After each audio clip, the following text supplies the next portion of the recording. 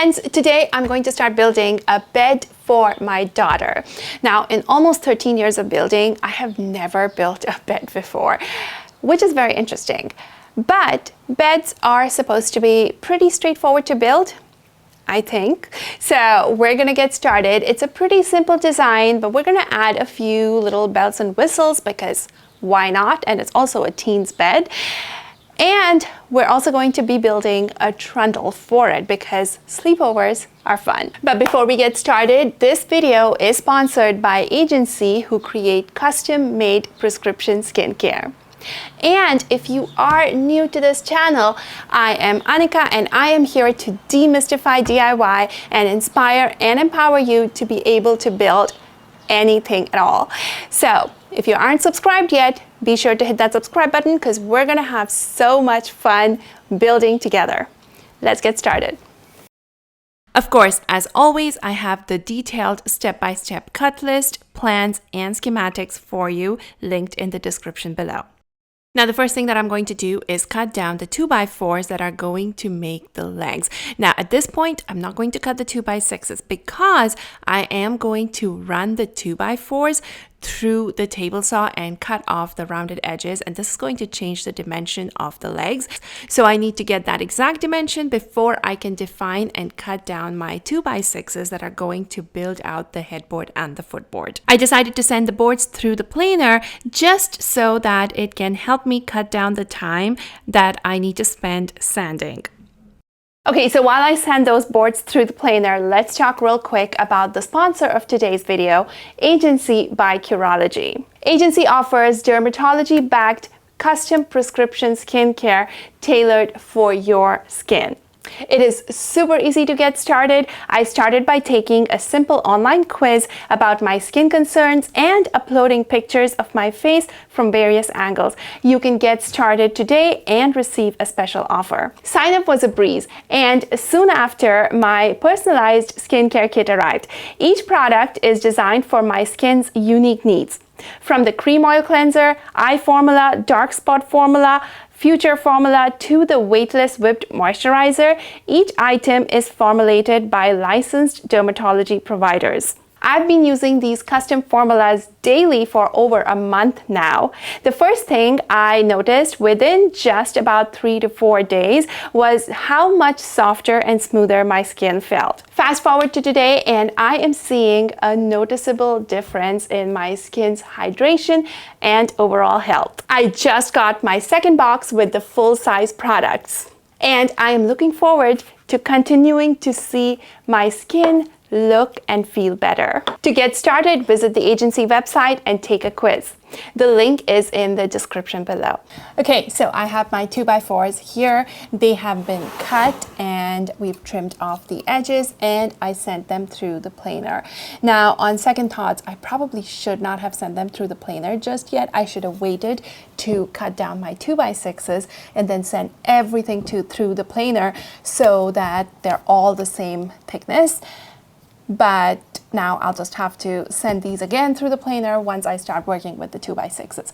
But that's okay. And in case you're not using a planer, that's totally fine. You don't have to worry about it. Just sand everything down. Using the planer is just my way of reducing my sanding time. That is it. I'm not really planing things. Okay. So let's measure these boards. And these boards are, all of them are exactly 3 inches. So I am going to have to take that into account for when I make the cuts for the footboard and the headboard for my 2x6s. So right now, the plans call for a 3.5 inch 2x4, but since these are 3 inches, we're gonna have to add an inch to each of the measurements. Now, if you are not removing the sides on the table saw, you can totally just use the measurements as is. But of course, make sure you measure your 2x4s to make sure that they're actually 3.5 inches. If they're not, adjust your measurements accordingly.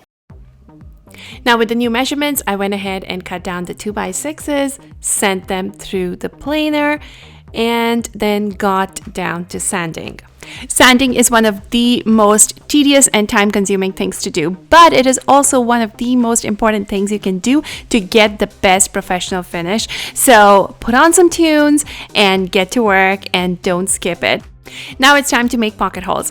I am using 1.5 inch material, so the drill bit collar is set to 1.5 inches. I am using the correct 720, which automatically adjusts the jig height to the thickness of the board. But if you are using a different pocket hole jig, you want to make sure you set the jig height to 1.5 inches. I made 3 holes on each end of the boards that are going to make the headboard and the footboard. I am planning on gluing up 2 2x6s for the footboard, so I trimmed off one edge of each of the boards on the table saw. So now you can see better the advantage of removing the edges of the 2x6s. So if you look close right now, because the edges are nice and straight, they pretty much look like one single panel. Now, on the other hand, if I had put the rounded edges together like so, you can see that there is a gap right here, and no matter how much I push it together, that gap doesn't go away. Now, if you do not have a table saw, one of the options is to leave the rounded edges on and change up the pattern or the design just a little bit so that it becomes something with a gap. So we intentionally create a little bit of a gap down here. So now you get this. I glued up the panels and let that dry while I got started on building that headboard. I am building a very simple headboard frame by attaching the 2x6s to the legs using wood glue and pocket hole screws. I am going to be adding another headboard and attaching that to this headboard frame. So this will not be visible. However, if you decided not to add an extra headboard in the front, you could leave this as is and maybe add a few extra 2x6s in the middle so that you have a nice looking headboard. Now with the glue up all dried up and ready to go, it is time to build the footboard, which is very straightforward to build. We just attach this panel to the short legs using, it was very easy to build. We just attached this panel to the legs using wood glue and pocket hole screws. The key though is to make sure that everything stays aligned and level as you are attaching, and clamps are your best friends for this. Beds are huge, heavy, and bulky, and anything that I can do to make it easier to move, assemble, or disassemble is a win. So when I saw my friend Shara from the Woodshop Diaries using these bed rail brackets in her bed builds, I knew that this was the way to go. So one end of these brackets attaches to the headboard or the footboard, and the other end with the hooks attaches to the rails. Since the rails are so huge, I needed some help to hold them in place so I could align them and then mark exactly where the brackets were going to go and attach them. At this point, I was really curious to see how everything worked out, so my daughter and I put the entire bed together and we tightened up those brackets, and the bed was super sturdy. Now let's build that headboard. I am building the headboard out of 1x8 boards of poplar because it's super easy to paint and there are no knots to worry about. Since I am going to be gluing up all of these boards, I trimmed off the edges on my table saw, and then I set up the boards for the glue up. It is very important to make sure that the direction of the grains are alternated, and then I just clamped everything together and let it dry overnight. All right, so we have the panel and it's looking pretty good. It does have the glue residue that we need to clean off, and there is this little spot here where I can feel a tiny bit of step. It's not much, it's about probably a 1/16 of an inch, probably even less than that. Nothing that a little bit of sanding can't take care of. I trimmed off both of the ends using my circular saw and a straight edge, and then got down to drawing out the pattern that I wanted to cut. Now I went freehand, but you could totally use lids of pots or a string and a pencil. You can draw any design you want. Once I was happy with the design, I cut it out with my jigsaw. I am using the top and bottom cut blade, which gives me a clean cut surface on both sides without any splinters.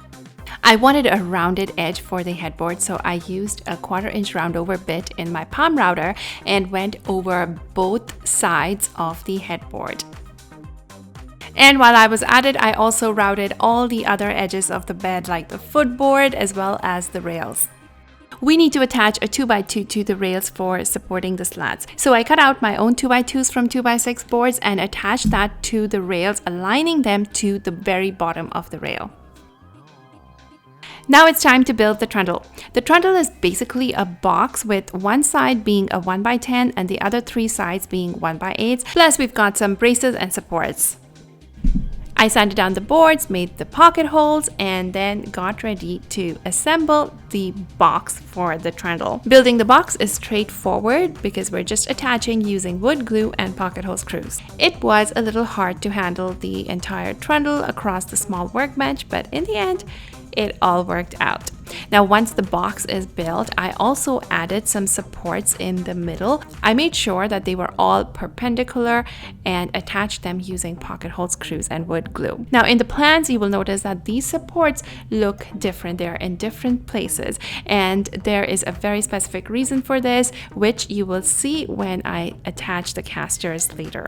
And then the next step is to attach the supports for the slats, which is a 2x2 that is glued and screwed into the sides of the trundle.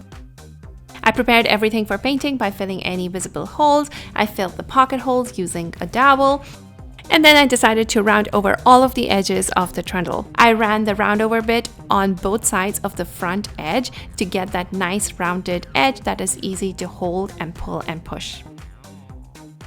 I sealed all the knots with a shellac-based primer, and then I used my paint sprayer to apply 2 coats of primer and 3 coats of paint.